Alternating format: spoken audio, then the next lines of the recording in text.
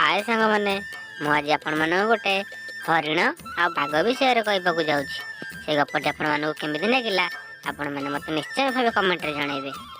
आसतु ताले शुणिबा गपटी। गोटे जंगल रे दुटी हरिण थिले। दुई जण बहुत भल सांग। दुई जण जाक सांग होई चरिया पाई जाइथिले आ दुहे जाक बहुत चालाक। एमिति गोटे दिन से दुहे घास खाया पाई जाइथिले जंगल को।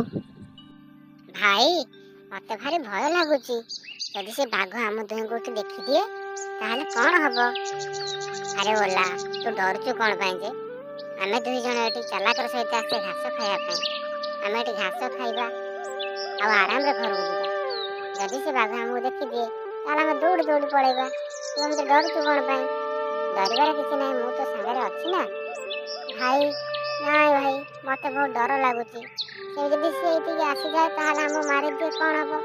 अरे नाय तू डर ना देख तू एटी घास खा मु उठी चारियाडू गनौची यदि से बाघ आसिला मु तते कहि देबी आ तापरे मु घास खाइबी तू चारियाडू गनेबू। यदि बाघ आसिला तू जानि गलु ताले तू मते कहि देबू आमे दौड़ी करी पळेबा कारण आमे पूरा चालाक हरिण आम दौड़ा की कोन पारिबो।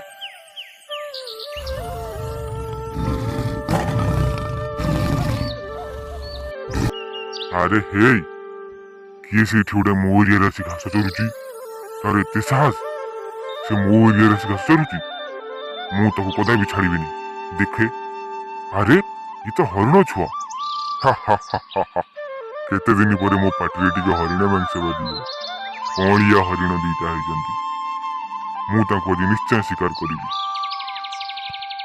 अरे देख देख बाघ आसीगला भाई मते भारी डर लागुची चल एठू पळेइबा। आ तापर हरिण दीटा दौड़िकी सेठारु पळेइले। बाघ भी छाड़लानी बाघ भी तांका पछे पछे बहुत जोर रे दौड़िला। बाघ दौड़ी दौड़ी दौड़ी दौड़ी तांका पछे पछे दौड़ुथाए। अरे ए माने दुई जण मो हाथरू खसी पळेले कोन करिबी मु आज आज हरिण मांस टिके खाई थांती बहुत चालाक अछंती दुई जण पळेले खसिगिरी नो ठीक अछि। आ दुई हरिण जाय तांका मुखियाଙ୍କ पाखरे पहुंचिले। मुखिया राजा कौन करिबा आ तो जंगल रे कोडे बुली होउनी जुआडे गला बेले खाली से बाघर आतंक। अरे बाघ फेर आतंक सृष्टि कलानी ठीक अछि तमे जाओ मु ता कथा बुझी। मुखिया बहुत चिंता रे पड़ी गले। मुखिया भाबिले कौन करिबी केमिति बाघ को तड़ीबी एमिति बसी भाबुथांती। एमिति केते दिन बसी भाबिबी एमिति मु मुखाली मोर हरिण मानउची दुष्ट बाघ कबल दे एमिति कौन करिबी मु किछि बुद्धि देखा जाउनी मते। आ ठीक सेती बेले मुखियार स्त्री आसी पहुंचिला। मुखिया स्त्री ताको पचारुची स्वामी कौन पे एते चिंता करिसेंती आपण कौन हेची मते कहंतु। अरे से दुष्ट बाघ पुणी आसी इति आतंक सृष्टि कलानी कौन करिबा मु किछि बुद्धि देखा जाउनी मते। मु कौन करिबी केमिति हरिण माने एठी बंचिबे जंगल रो कौन अवस्था हबो कौन करी मते किछि बुद्धि देखा जाउनी कौन करिया मते टिके किछि बुद्धि दियो। स्वामी पर्वतर वाली माइसी भाई ताको बुझा करी देथिले हम जंगल रो वर्तमान तमे जति जाई करी कि माइसी को तोर परामर्श आनत ताले सब ठीक होत बोली मो भागुची काई ना माइसी भारे पर्वतर बाघ डरी करी जंगल छाड़ी पळेथिला। तमे थरे ताको कति कि जाओ ना देखिबा सब समस्यार समाधान हेइ जिवो दया करी जाओ स्वामी। मुखिया राजा स्त्री कथा मानिकी मईसी पाखक बाहरी गले। बाटर जाऊ जाऊ मन में बहुत गुड़ा प्रश्न उंकी मारू थाए केमिति से बाघ को विदा करेंगे।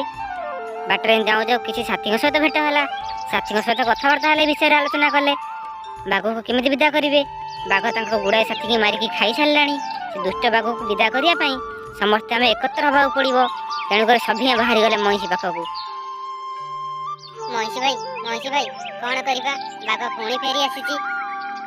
कौन होला बाघ पुणी फेरी आसी अच्छा हौ मु तते उड़ू उपाय दो जाओ से उपाय प्रयोग करो बाघ निश्चित भाव जंगल पड़े जाओ। आउ ए कथा सुनी हरिण राजा दौड़ी गले साथी मान पाखक। साथी मान पाखक जाई ए विषय आलोचना करबा आरंभ करदेले। अच्छा तमे मन तो सब जानिछ ए कथा कि बाघर आतंक मु वर्तमान जाइथिली मयूर भाईଙ୍କ गति ताको कथरो किछ उपाय आनि आसी से मते जो उपाय देइचंती ସେ ଉପାୟ ଉପଯୋଗ କଲେ ମତେ ଲାଗୁଛି ସେ ବାଘ ନିଶ୍ଚୟ ଭାବେ ଜଙ୍ଗଲରୁ ତଳା ଖାଇବ। ନା କଣ କହୁଛ ତମେ ମାନେ? କୁହ।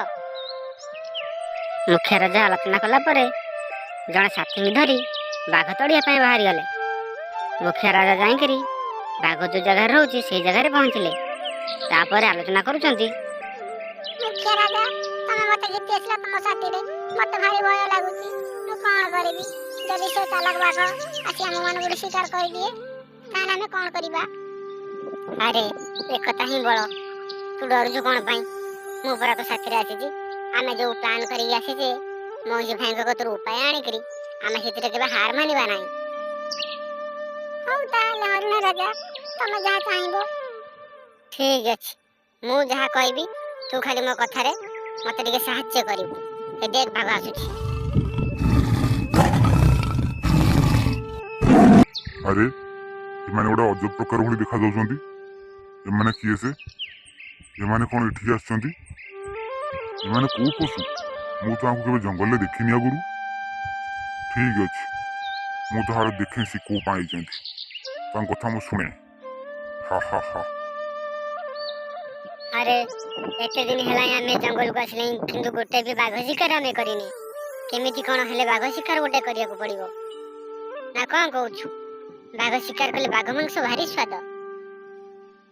ଆଚ୍ଛା, ତମେ ତାହେଲେ ମୋ ଶିକାର କରିବା ପାଇଁ ଆସିଛ? ଠିକ ଅଛି, ମୁଁ ବି ଦେଖିବି ତମେ କେମିତି ମୋ ଶିକାର କରିବ। ହଁ ହଁ, ଆମେ ତାହେଲେ ପୂର୍ବ ଜଙ୍ଗଲରେ ବହୁତ ବାଘ ଶିକାର କରିଛେ। ବାଘ ମାଂସ ଭାରି ସ୍ୱାଦ। ଏଇ ଜଙ୍ଗଲକୁ ଯାହା ଆମେ ବାଘ ଶିକାର ଆମେ କରିବା। ଆମେ ଯାହା ହେଲେ ବାଘ ମାଂସ ଖାଇକି ଯିବା ଏ ଜଙ୍ଗଲରୁ। ହେଲେ ବିଶ୍ୱାସ କର, ବାଘର କଲିଜାଟା କିନ୍ତୁ ମତେ ବହୁତ ଭଲ ଲାଗେ। ବାଘ କଲିଜା ଖାଇବ, ବହୁତ ସ୍ୱାଦ ଲାଗିବ। ଆରେ ଏମାନେ ତାହେଲେ କୋଉ ଜନ୍ତୁ ଗୋଟାଏ? ତାମାନେ ବାଘ ଶିକାର କରୁଛନ୍ତି ମାନେ ମୋଠୁ ନିଶ୍ଚୟ ଭାବେ ଇଏ ବଳୁଆ ହେଇଥିବେ।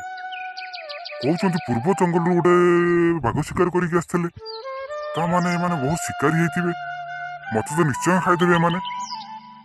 ଆରେ ମତେ କାହିଁ ବାଘର ବାସ୍ନା ଛାଡୁଛି? ଏଇ ଆଖପାଖରେ ଗୋଟେ ବାଘ ଅଛି। ଚାଲ ଖୋଜିବା, ଦେଖିବା ବାଘଟା କୋଉଠି ଅଛି। ଏହି କଥା ବାଘ ଶୁଣିକି ସେ କଣ ଆଉ ସେଠି ରହିଲା? ସେ ଦି ଚାରି କୁଦାରେ ଦୌଡୁଛି। ହରିଣ ମାନେ ତାକୁ ଗୋଡଉଛନ୍ତି। ଗୋଡେଇ ହରିଣ ମାନେ ତାକୁ ବିଦା କରିଦେଲେ ଜଙ୍ଗଲରୁ। ସେଇ ଦିନ ଜଙ୍ଗଲକୁ ଆଉ ବାଘ ଫେରିବାର ନାଁ ଧରୁନି। ଏହି ଗପରୁ ପିଲାମାନେ କଣ ଶିଖିଲେ ଦୟାକରି କମେଣ୍ଟରେ ମତେ ନିଶ୍ଚୟ ଜଣେଇବେ। ଏକତା ଏକ ବଡ଼ ବଳ। ଏହି ବଳ ସାହାଯ୍ୟରେ ଆମେ ଅସାଧ୍ୟ କାର୍ଯ୍ୟକୁ ସାଧନ କରିପାରୁ। ନିଜ ନିଜ ଭିତରେ ଏକତା ନଥିଲେ ବଳୁଆ ଜାତି ମଧ୍ୟ ପରାସ୍ତ ହୋଇଯାଏ। ଅସ୍ତ୍ର ବଳଠାରୁ ଏକତାର ବଳ ବହୁତ ଅଧିକ। ତେଣୁ ଆମେ ସମସ୍ତେ ଜୀବନରେ ଏକତା ବଳକୁ ଧାରଣ କରିବା ଆବଶ୍ୟକ।